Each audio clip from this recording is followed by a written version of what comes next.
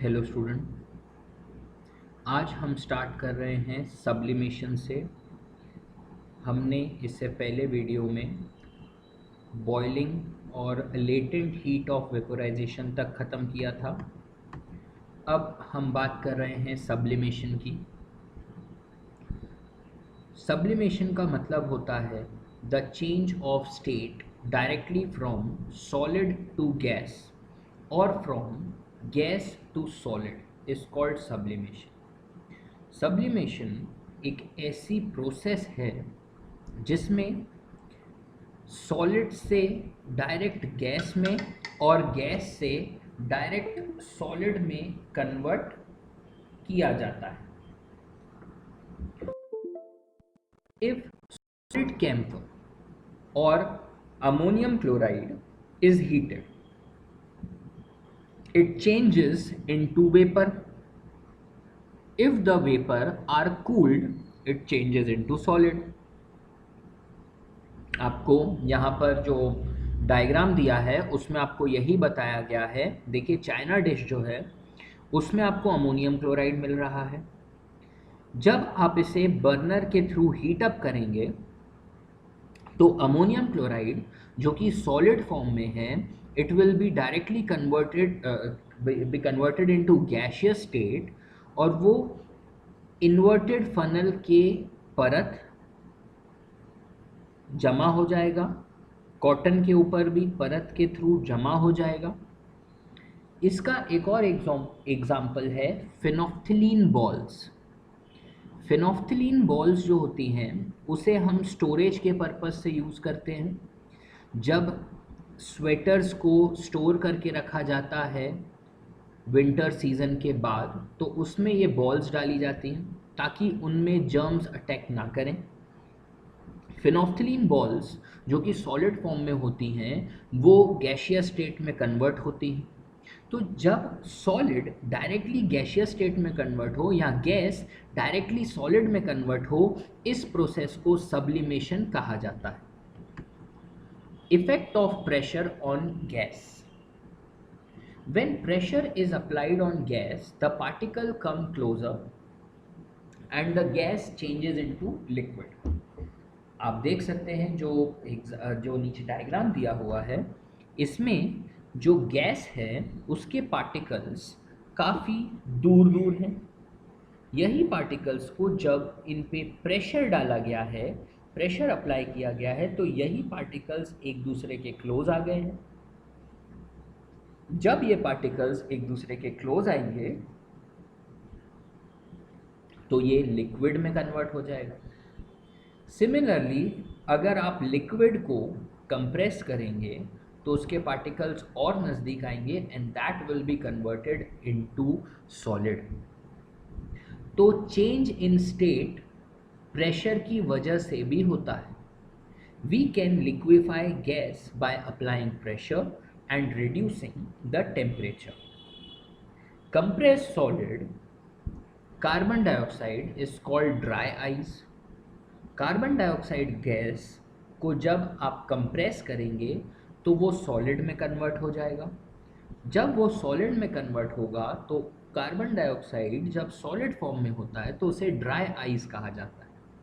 If the pressure is reduced it changes directly to gas, directly gas में convert हो जाता है without coming into liquid state.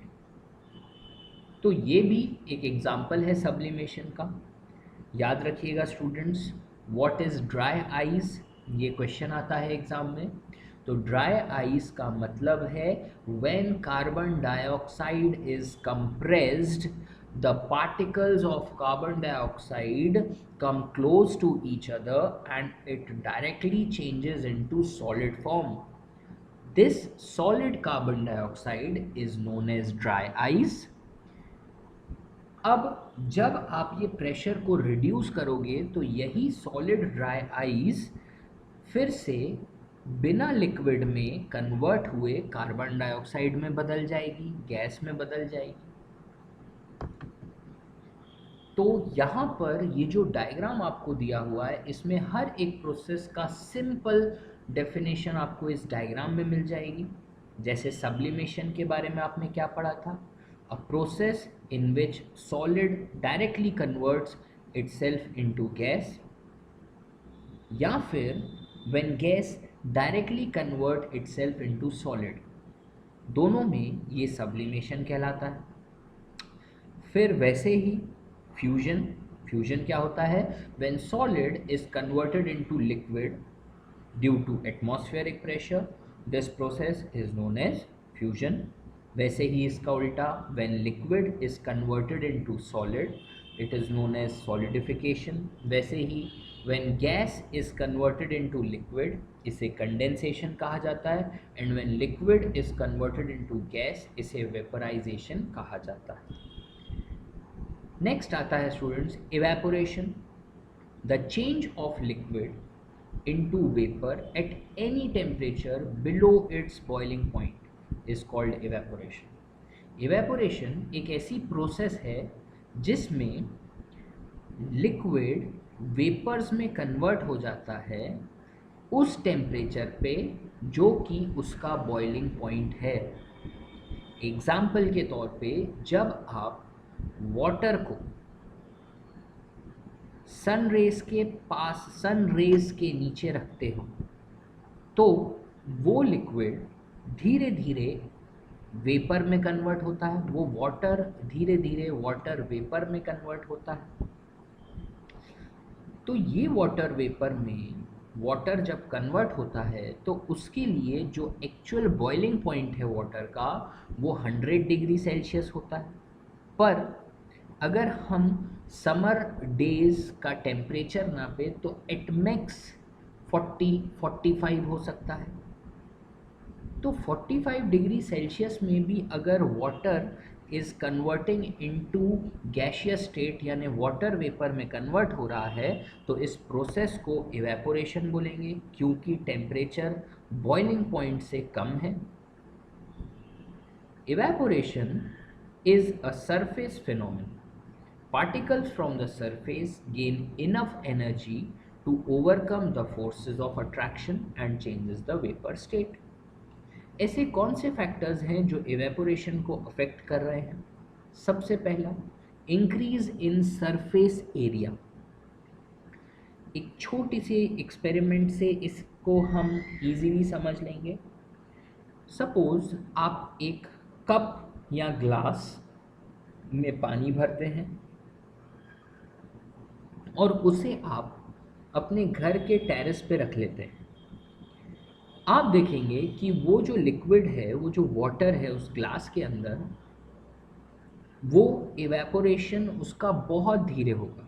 But अगर वही glass के पानी को आप टेरेस का जो सरफेस है, ग्राउंड है, उस पर आप स्प्रेड कर दें, उस पानी को वहाँ पर पोर कर दें, गिरा दें, तो ऑब्वियसली उस लिक्विड का सरफेस एरिया बढ़ जाएगा और आप देखेंगे कि इवेपोरेशन बहुत जल्दी हो जाएगा, वो पानी जल्दी सूख जाएगा।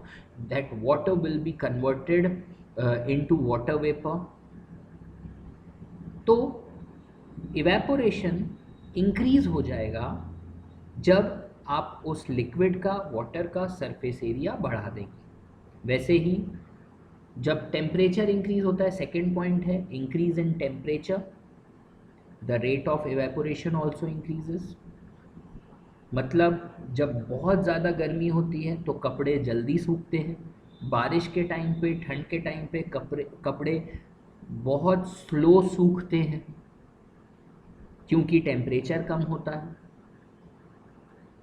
इंक्रीज इन ह्यूमिडिटी, ह्यूमिडिटी अगर हवा में ज़्यादा है, मतलब हवा में नमी ज़्यादा है, वाटर मॉलिक्यूल ज़्यादा है, तो इवेपोरेशन बहुत धीरे होगा। इफ़ ह्यूमिडिटी, या कह लें कि the water vapour present in the air increases, तो इवेपोरेशन डिक्रीज होगा। इसका बेस्ट एग्जांपल है रेनी सीज़न। रेनी सीज़न में कपड़े स्लो सूखते हैं, वो इसलिए क्योंकि हवा में लिक्विड ऑलरेडी है, वाटर पार्टिकल्स ऑलरेडी हैं। तो ह्यूमिडिटी इंक्रीज होगी हवा में तो इवेपोरेशन रेट डिक्रीज होगा। वैसे ही इंक्रीज इन विंड स्पीड, अगर विंड स्पीड इंक्रीज होती है तो रेट ऑफ इवेपोरेशन भी इंक्रीज होगा। विंड की स्पीड अगर ज़्यादा है तो इवेपोरेशन रेट भी बढ़ेगा। विंड में अगर आप कपड़ों को सुखाने रखेंगे तो विंड की वजह से कपड़े जल्दी सूखेंगे। तो 4 ऐसे फैक्टर्स हैं जो इवेपोरेशन रेट को इंक्रीज़ या डिक्रीज़ करते हैं। वो है सरफेस एरिया, टेम्परेचर, ह्यूमिडिटी और विंड स्पीड। बच्चों सिंपल सा एक क्वेश्चन आपके एग्जाम में आ सकता है, what is evaporation? What are the factors affecting evaporation?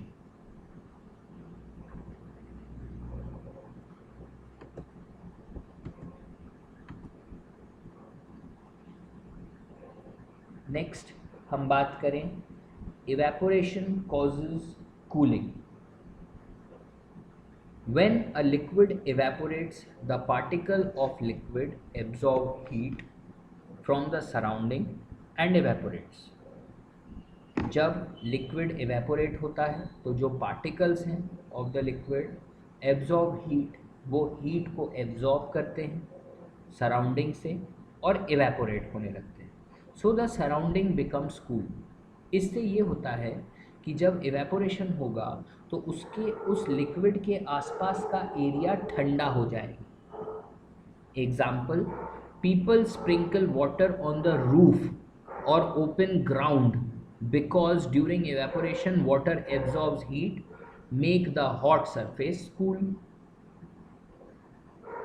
आप गर्मी के टाइम अपने टेरेस पे, घर के टेरेस पे अगर आप वाटर को स्प्रिंकल कर देते हैं तो आपकी छत पे जब पानी आएगा इवेपोरेशन होगा, इवेपोरेशन की वजह से छत का जो सरफेस है वो ठंडा हो जाएगा क्योंकि जो लिक्विड है, जो पानी है, वो हीट को एब्जॉर्ब कर लेगा। During summer sweat more because during evaporation the sweat absorb heat from our body making the body cool.